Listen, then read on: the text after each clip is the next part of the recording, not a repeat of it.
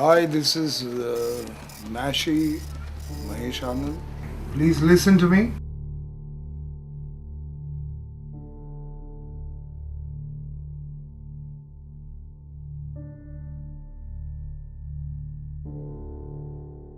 I'm not a loser. I used to have my coffee, I used to go to the gym. I love तारीख 8 फरवरी 2019। मुंबई के वर्सोवा के एक flat के बाहर tiffin वाला रोज की तरह टिफिन रखने आया था। पिछले 2 दिनों से उसका टिफिन यूं ही जा रहा था। टिफिन में मौजूद खाना 2 दिनों से कोई नहीं खा रहा था। इस दफा जब वो इस फ्लैट के बाहर टिफिन रखने आया तो उसे वहां कुछ बदबू आई। उसने कुछ देर तक फ्लैट की डोरबेल बजाई, लेकिन दरवाजा नहीं खुला। वो टिफिन वाला आखिरकार चला गया। दोपहर तक जब बदबू बहुत ज्यादा बढ़ गई तो आसपास रहने वाले लोगों ने पुलिस में शिकायत की। पुलिस आई और दरवाजा तोड़ा गया। उस घर के एक कमरे में बेड पर एक लाश पड़ी थी जिसका सिर जमीन पर लटका था।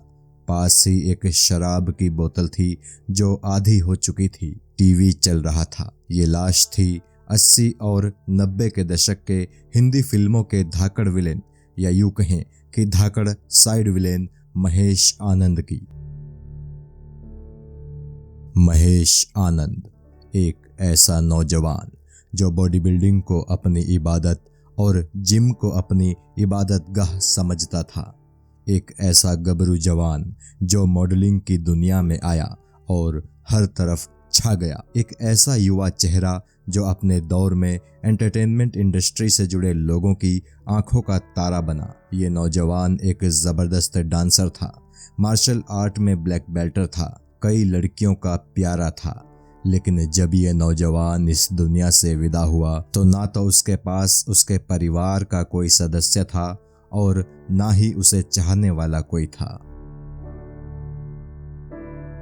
किस्सा टीवी में आज पेश है उस बॉलीवुड एक्टर की कहानी जिसका आगाज तो फिल्म इंडस्ट्री में बड़ा धमाकेदार हुआ था, लेकिन कब बॉलीवुड ने ही इस नौजवान को साइड विलेन बना दिया और फिर कब बॉलीवुड ही इसे भूल गया, पता ही नहीं चला। ये कहानी है 80 और 90 के दशक में बनने वाली एक्शन फिल्मों का जरूरी हिस्सा माने जाने वाले महेश आनंद की, जो बेहद हैंडसम और बेहद टैलेंटेड होते हुए भी फिल्म इंडस्ट्री की बेरुखी झेलने पर मजबूर हुए। 13 अगस्त 1961 40 और 50 के दशक की जानी पहचानी अभिनेत्री रही तारा देवी के घर एक बेटे का जन्म हुआ। नाम रखा गया महेश, लेकिन बेटे के जन्म के 2 साल बाद ही तारा देवी का निधन हो गया। पिता ने अकेले महेश और उनकी बड़ी बहन लता की परवरिश की। महेश जब बड़े हो रहे थे तो उनका रुझान डांसिंग की तरफ होने लगा। लंबी चौड़ी कदकाठी के महेश आनंद को मॉडलिंग करने का मौका भी मिल गया और उस दौर में बॉम्बे मैगजीन के कवर पेज पर भी इनकी ये तस्वीर छापी गई थी। अपने दौर में महेश इंडिया के टॉप मॉडल्स में से एक थे। किसी ग्रीक गॉड जैसी पर्सनैलिटी वाले इस नौजवान की तरफ एंटरटेनमेंट इंडस्ट्री बड़ी उम्मीदों से देखने लगी। मॉडलिंग में नाम हुआ तो फिल्म इंडस्ट्री ने भी इस नौजवान को निहारना शुरू कर दिया। महेश के लुक्स और उनकी डांसिंग स्किल्स उनकी पर्सनैलिटी के की फिगर थे। पहली दफा इन्हें मौका मिला फिल्म सनम तेरी कसम में, जिसे इनकी गर्लफ्रेंड बरखा रॉय प्रोड्यूस कर रही थी। बरखा रॉय मशहूर एक्ट्रेस रीना रॉय की बहन थी और महेश आनंद की पहली पत्नी भी थी। इस फिल्म की क्रेडिट रील में जो डांसर डांस कर रहा है वो वास्तव में महेश आनंद ही थे। कम लोग इस बात से वाकिफ होंगे कि मशहूर संगीतकार रहे आर.डी. बर्मन को उनका पहला फिल्म फेयर इसी फिल्म के टाइटल ट्रैक को मिला था। सनम तेरी कसम के बाद पहली दफा बतौर एक्टर महेश आनंद नजर आए 1984 में रिलीज हुई फिल्म करिश्मा में। हालांकि इसमें महेश का एक बेहद छोटा सा रोल था। इस फिल्म में भी महेश ने अपने डांस का हुनर दिखाया था। इसके अगले ही साल भवानी जंक्शन नाम की एक और फिल्म में महेश नजर आए। हालांकि ये फिल्म कब आई और कब चली गई किसी को मालूम नहीं चला।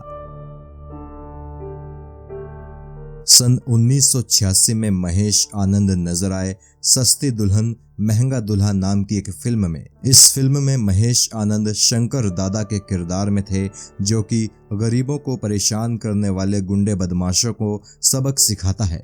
महेश के माचो मैन वाले लुक को लोगों ने खूब पसंद किया। यही वो इकलौती फिल्म थी जिसमें महेश लीड रोल में नजर आए थे। इस फिल्म में उनके अपोजिट प्रिया तेंदुलकर थी, लेकिन इसके बाद महेश को अच्छे किरदार मिलने बंद हो गए। महेश को छोटे मोटे गुंडे का किरदार मिलने लगा, लेकिन एक बेहतर भविष्य की उम्मीद में महेश ऐसे सभी रोल्स को चुपचाप करते चले गए। बात अगर इनके करियर की प्रमुख फिल्मों की करें तो इन्होंने गंगा जमुना सरस्वती, तूफान, स्वर्ग, जुर्म, थानेदार, विश्वात्मा, वक्त हमारा है, गुमराह, क्रांतिवीर, कुली नंबर 1, विजेता, लाल बादशाह और कुरुक्षेत्र जैसी फिल्मों में काम किया। इस बात से भी बेहद कम लोग वाकिफ हैं कि साल 1985 में रिलीज हुई फिल्म एडवेंचर्स ऑफ टार्जन के लिए पहले महेश आनंद को ही अप्रोच किया गया था, लेकिन फिर अचानक इस फिल्म के प्रोड्यूसर डायरेक्टर बी सुभाष का मन बदल गया और उन्होंने महेश आनंद की जगह हेमंत बिरजे को फिल्म में ले लिया। तब महेश आनंद डायरेक्टर बी सुभाष के पास कई दफा इस रोल को मांगने के लिए गए थे, लेकिन बी सुभाष ने उनसे कहा कि उन्हें फिल्म के लिए एकदम फ्रेश फेस चाहिए, जबकि महेश तब तक कुछ फिल्मों में नजर आ चुके थे। कहा जाता है कि महेश आनंद की बदकिस्मती यहीं से शुरू हुई थी। महेश आनंद को फिर कभी कोई बड़ा किरदार किसी ने ऑफर नहीं किया। इस समय तक महेश आनंद अपनी गर्लफ्रेंड बरखा रॉय से शादी कर चुके थे और उनका तलाक भी हो चुका था। आंखों में बड़े बड़े ख्वाब लेकर फिल्म इंडस्ट्री में आने वाले सुपर मॉडल और डांसर महेश आनंद केवल एक साइड विलेन बनकर रह गए। 2003 में एक फिल्म की शूटिंग के दौरान वो एक स्टंट सीन कर रहे थे। उस दौर में स्टंट करना आज के मुकाबले बेहद कठिन और चुनौतीपूर्ण हुआ करता था। उस दौर में आज के जैसे सुरक्षा उपकरण नहीं हुआ करते थे। उस स्टंट सीन को शूट करते वक्त एक हादसा हुआ और महेश आनंद उस हादसे में बेहद गंभीर रूप से घायल हो गए। अगले 6 महीनों तक महेश आनंद हॉस्पिटल में रहे। उनके फेफड़े बुरी तरह से डैमेज हो गए थे। जब वो अस्पताल में भर्ती थे तो उन्हें देखने के लिए फिल्म इंडस्ट्री से वहां केवल संजय दत्त और आदित्य पांचोली ही पहुंचे थे। अस्पताल से छुट्टी मिलने के बाद भी महेश आनंद को घर पर बेड रेस्ट करना पड़ा और अगले 3 सालों तक महेश आनंद बिना किसी काम के अपने बेड पर पड़े रहे। 3 साल बाद जब वो ठीक होकर फिर से अपने लिए काम ढूंढने निकले तो तब तक काफी कुछ बदल चुका था। प्रोड्यूसर्स डायरेक्टर्स ने उनसे मुंह फेरना शुरू कर दिया था। 2003 से लेकर 2018 तक महेश आनंद को फिल्मों में कोई काम नहीं मिला। काम ना मिलने के चलते उनकी आर्थिक स्थिति बेहद खराब हो गई। हालात ये हो गए थे कि कहीं आने जाने के लिए उनके पास ऑटो तक के पैसे नहीं थे। कुछ दोस्तों से उधार मांगकर वो अपने लिए सिगरेट का इंतजाम करते थे। महेश की बहन लता कभी कभार उनकी मदद जरूर कर दिया करती थी, लेकिन बहन से मिलने वाली रकम को महेश शराब पर खर्च करने लगे। शराब की लत में महेश बुरी तरह से डूबने लगे। महेश ने इस दौरान कई लोगों को फोन किया कि वो उन्हें काम दें, लेकिन किसी ने महेश को काम नहीं दिया। 15 सालों बाद महेश को पहलाज निहलानी ने अपनी फिल्म रंगीला राजा में मौका दिया। इस फिल्म में गोविंदा और शक्ति कपूर जैसे बड़े सितारे थे। फिल्म में महेश का मात्र 6 मिनट का रोल था, लेकिन इस रोल को महेश ने बहुत अच्छे से किया था। हालांकि महेश की शराब की लत के चलते डायरेक्टर पहलाज निहलानी उनसे बेहद परेशान रहते थे, क्योंकि महेश अक्सर सेट पर ही शराब पीने लगते थे। कई दफा पहलाज निहलानी उनकी इस हरकत से काफी नाराज भी हुए थे। शक्ति कपूर ने भी एक इंटरव्यू में बताया था कि उन्होंने भी रंगीला राजा की शूटिंग के दौरान महेश को काफी समझाया था कि वो इतनी ज्यादा शराब ना पिया करे, लेकिन महेश उनसे कहते थे, शक्ति भाई 15 सालों बाद मुझे फिर से काम मिला है, इसलिए बस अभी मैं शराब पी रहा हूँ। आगे किसी भी फिल्म की शूटिंग के दौरान मैं शराब नहीं पीऊंगा। महेश ने अपने कई दोस्तों को भी फोन करके ये खबर दी थी कि उनको फिल्मों में फिर से काम मिलना शुरू हो गया है। अपने एक दोस्त से तो उन्होंने ये भी कहा, तुम्हें पता है आज मैं लगभग 6 सालों के बाद अपने पैसों से खरीदी हुई सिगरेट पी रहा हूं। फिल्म रंगीला राजा 18 जनवरी 2019 को रिलीज हुई।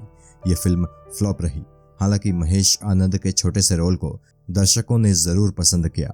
इस फिल्म के ठीक 20 दिनों बाद महेश आनंद अपने फ्लैट में मरे हुए पाए गए। उनकी लाश सड़ने लगी थी और उससे बदबू उठने लगी थी। जब पड़ोसियों ने पुलिस को बुलाया और फिर दरवाजा तोड़ा गया तो महेश आनंद की लाश उनके कमरे में मिली। लोगों को लगा कि महेश आनंद ने खुदकुशी कर ली है। पुलिस ने महेश आनंद की लाश को पोस्टमार्टम के लिए कूपर हॉस्पिटल भिजवाया और महेश आनंद की बहन लता और उनके बहनोई कुणाल दास गुप्ता को खबर दी। पोस्टमार्टम रिपोर्ट में खुलासा हुआ कि महेश की मौत कार्डियक अरेस्ट की वजह से हुई थी।